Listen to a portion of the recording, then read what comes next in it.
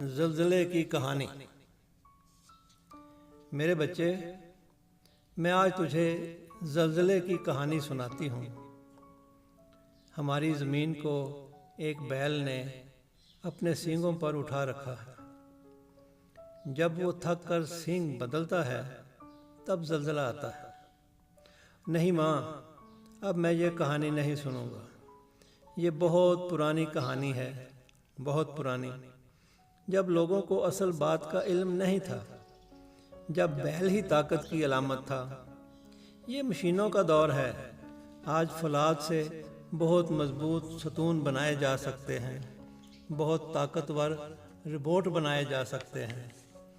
आज हम ज़मीन उठाने की जिम्मेदारी खुदकार ना थकने वाले रोबोट को सौंप सकते हैं।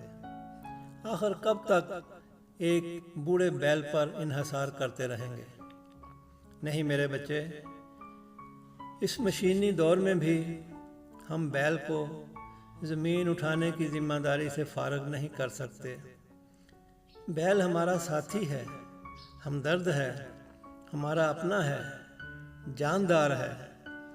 वो तो थक कर सिर्फ सींग ही बदलता है, ज़मीन को गिरने नहीं देता। मगर रोबोट का क्या है?